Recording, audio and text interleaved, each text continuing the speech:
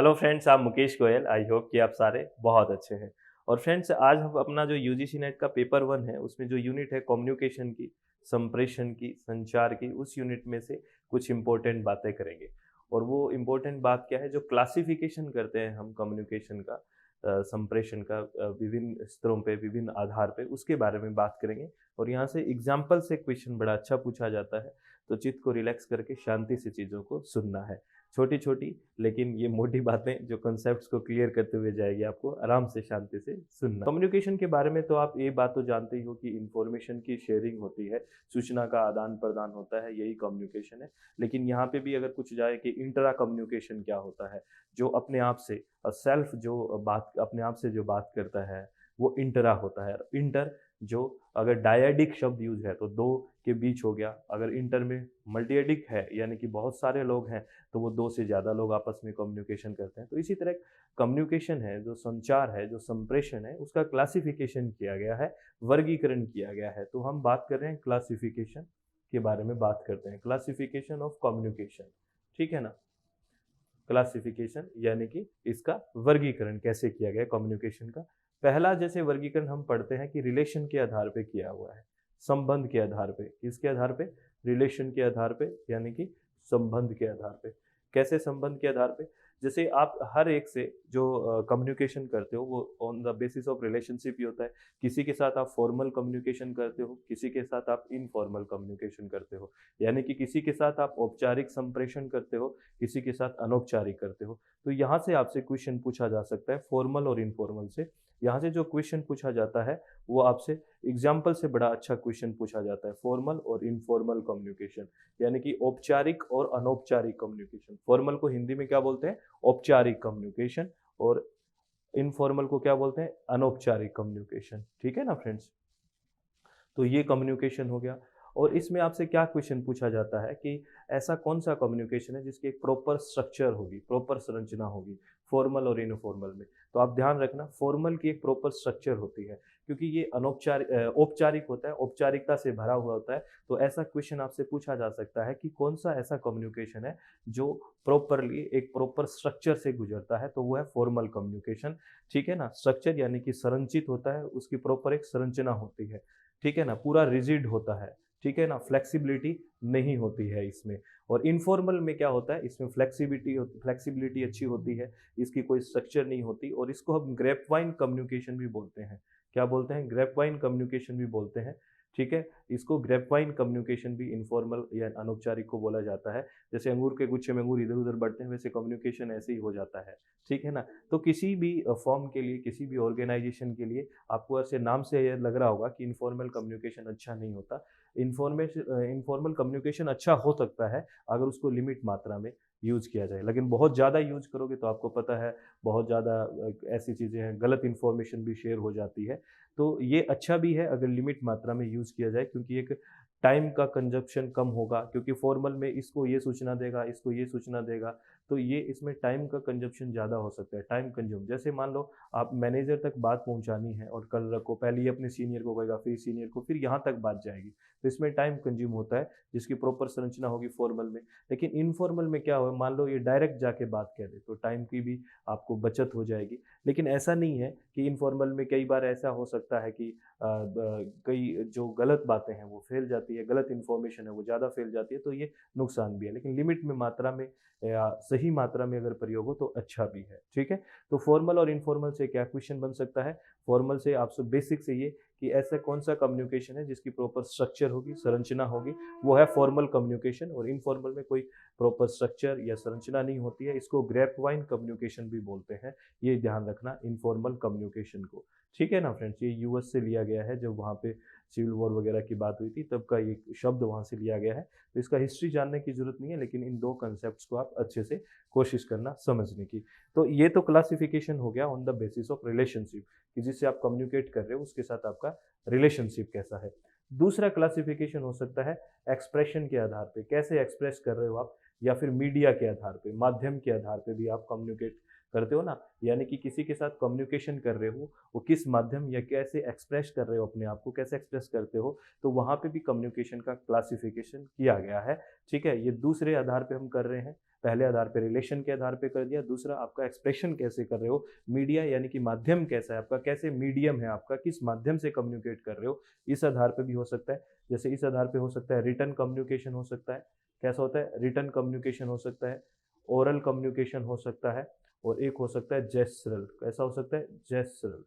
जेस्चरल मैं एक नई पेज पे आपको दिखा देता हूँ, इसको मैं लिखूंगा नए पेज पे, ध्यान रखना, ठीक है। किस आधार पे, ये लो, मीडिया और एक्सप्रेशन के आधार पे या मीडियम के आधार पे कह सकते हैं, ठीक है ना। तो कैसे हो सकता है, रिटन हो सकता है, कैसा, रिटन यानी कि लिखित में, ठीक है ना, एक लिखित में हो सकता है, ओरल हो सकता है, ठीक है ना, ओरल हो सकता है यानी कि मौखिक हो सकता है, और एक हो सकता है जेस्चरल। जेस्चरल का मतलब होता है हाव भाव से, इस तरह से भी कम्युनिकेशन हो सकता है। जो रिटन और ओरल है, जो लिखित और मौखिक है, ये दोनों आएंगे वर्बल कम्युनिकेशन में। किस में आएंगे, वर्बल में। वर्बल में यानी कि शाब्दिक कम्युनिकेशन है, ठीक है ना। कई बार ऐसे लगता है कि सिर्फ ओरल ही वर्बल लगता है कई बार, लेकिन नहीं, रिटन और ओरल दोनों ही वर्बल है फ्रेंड्स। वर्बल कौन सा होता है, जहाँ पे वर्ड्स का यूज होता है। तो लिखित में भी आप शब्दों का यूज करोगे, वर्ड्स का यूज करोगे, ठीक है ना, और बोलने में भी आप शब्दों का यूज करोगे।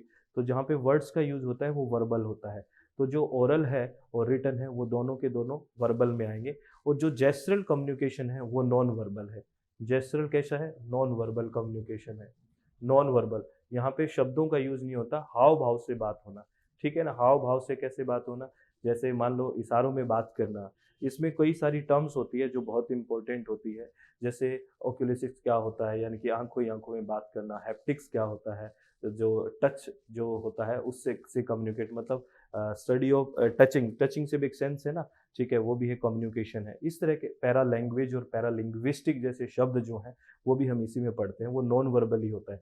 पैरा लैंग्वेज जैसे वॉइस से, ठीक है ना, पिच से ऐसे पहचानना, ये भी एक क्या है, कम्युनिकेशन है, लेकिन ये कैसा है, नॉन वर्बल है, ठीक है। तो ये हो गया नॉन वर्बल, या जहाँ पे शब्दों का यूज नहीं होता। तो ये मीडियम के आधार पर है, किस माध्यम से आप कम्युनिकेट कर रहे हो। तो ये चीज़ें आपको ध्यान रखनी है, बहुत अच्छे और कीवर्ड्स है, दिमाग में शांति से चित्त को रिलैक्स करके रखोगे ना, तो हर एक चीज़ को कंसेप्ट क्लियर हो जाएगा।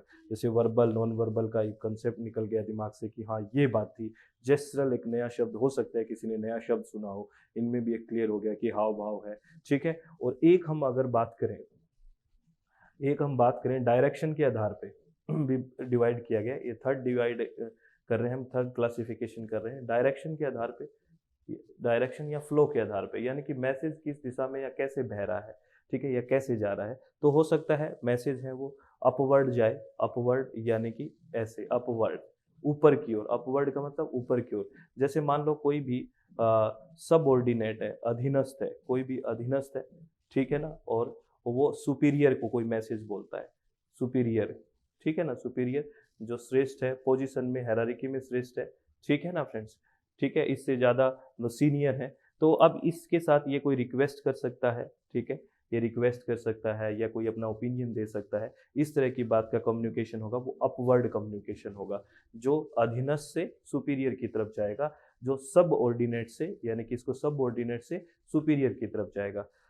और एक हो सकता है डाउनवर्ड कम्युनिकेशन हो, नीचे की ओर, यानी कि जो सुपीरियर है, जो सुपीरियर है, ठीक है ना, वो सब ऑर्डिनेट के साथ करे, यानी कि जो श्रेष्ठ है वो कोई ऑर्डर दे रहा है, मान लो, ठीक है ना, ऑर्डर दे रहा है, और ये अधीनस्थ है, इसको ऑर्डर दे रहा है, ठीक है ना, या कोई अधीनस्थ है, ठीक है, या कोई ऑर्डर जारी कर रहा है, किसी भी तरह की चीज़ है, कोई नोटिस जारी कर रहा है। तो इस तरह का जो कम्युनिकेशन होगा वो क्या होगा, डाउनवर्ड कम्युनिकेशन होगा। कौन सा होगा, डाउनवर्ड कम्युनिकेशन होगा, ठीक है। ये फ्लो ऑफ कम्युनिकेशन के आधार पे कि कैसे कम्युनिकेशन फ्लो हो रहा है, कैसे मैसेज का फ्लो हो रहा है। एक होता है हॉरिजेंटल कम्युनिकेशन। कैसा होता है, हॉरिजेंटल कम्युनिकेशन होता है, हॉरिजेंटल होता है, हॉरिजेंटल होता है क्षैतिज, हॉरिजेंटल कम्युनिकेशन। इसी में जैसे अपवर्ड हो गया, ठीक है ना, डाउनवर्ड हो गया, और इसी में हम बात कर रहे हैं हॉरिजेंटल की, यानी कि क्षैतिज की, ठीक है ना, हॉरिजॉन्टल। क्षैतिज में क्या होता है फ्रेंड्स, ऐसे ऐसे कम्युनिकेशन होगा, कैसे, ऐसे, ये मतलब सेम लेवल के, कदरक कदरक से बात करेगा, ठीक है ना, कदरक कदरक से बात कर रहे हैं, सेम लेवल के आपस में अगर कम्युनिकेट करते हैं तो वो हॉरिजेंटल होता है। यहाँ पे देखो सुपीरियर और सबऑर्डिनेट है, यहाँ पे भी सुपीरियर और सबऑर्डिनेट है। यहाँ पे क्या है, सेम लेवल के कदरक को कदरक से बात करनी है, ये हॉरिजेंटल हो गया। और एक होता है क्षैतिज, तीसरा, और एक होता है डायगोनल। क्या होता है, डायगोनल। ठीक है, डायगोनल को हिंदी में बोलते हैं विकिरण कम्युनिकेशन। एक विकिरण कम्युनिकेशन भी होता है। और विकिरण कम्युनिकेशन में क्या होता है, कोई किसी से भी बात कर सकता है, सेम पोजीशन में होने की जरूरत नहीं है, सेम डिपार्टमेंट में होने की जरूरत नहीं है। जैसे जो हॉरिजेंटल में तो हम बात कर रहे थे कि सेम पोजीशन वाले बात करेंगे, लेकिन विकिरण में ऐसा नहीं है, कोई किसी से भी बात कर सकता है। जैसे मैनेजर को कलर को इन्फॉर्मेशन देनी है, किसी भी तरह का हॉरिजेंटल है वहाँ पे, सॉरी विकिरण है पे, वहाँ पे डायगोनल है, वहाँ पे कोई एक डिपार्टमेंट में होने की जरूरत नहीं है और एक पोजीशन पे होने की जरूरत नहीं है, कोई किसी से भी किसी भी तरह से कम्युनिकेट कर सकता है। तो ये भी बात है। तो ये डायरेक्शन के आधार पे। अब आगे फर्दर हम बात करेंगे कि कैसे हम पर्सन के जो पार्टिसिपेंट्स है उसके आधार पे भी क्लासिफिकेशन किया गया है। इंटर कम्युनिकेशन ना, इंटर होता है, इंट्रा कम्युनिकेशन होता है, ग्रुप कम्युनिकेशन होता है, ठीक है, डायडिक कम्युनिकेशन भी होता है, पब्लिक कम्युनिकेशन होता है, मास कम्युनिकेशन होता है। इन शब्दों के बारे में भी हम जानेंगे। तो यहाँ पे जो शब्द है जो आज हमने सीखने की पूरी कोशिश की है कि फॉर्मल क्या होता है, ठीक है, रिलेशन के आधार पे, ठीक है, मीडिया और एक्सप्रेशन के आधार पे, और फिर फ्लो या फिर डायरेक्शन के आधार पे। इन चीज़ों को आपको ध्यान रखना है फ्रेंड्स, ठीक है। और आप हमेशा इस बात को ध्यान रखें और चित्त को हमेशा शांत रखें और हमेशा खुश रहें फ्रेंड्स, किसी भी तरह की कोई टेंशन ना लें। ये बात पढ़नी नहीं है, ये जीवन में भी ढालनी है, इस बात को ध्यान रखना। हमेशा अपने चित्त को शांत रखें फ्रेंड्स। हाँ, और किसी का पेपर 2 ईवीएस है फ्रेंड्स, किसी का पेपर 2 अगर ईवीएस है, इन्वायरमेंटल साइंस है, तो अपने इसके रजिस्ट्रेशन ओपन है, अपनी ऐप है SWMG, इस पे ओपन है, ठीक है ना। ठीक है, तो अगर आप विलिंग हैं तो अपनी एंड्रॉइड ऐप है जिस पे हम पेपर 2 ईवीएस प्रोवाइड करवा रहे हैं। अगर कोई स्टूडेंट विलिंग है जो इन्वायरमेंट साइंस जिसका सेकंड सब्जेक्ट है वो ज्वाइन कर सकता है। तो ऑल द वेरी बेस्ट, बहुत बहुत धन्यवाद, thank you, thanks a lot friends.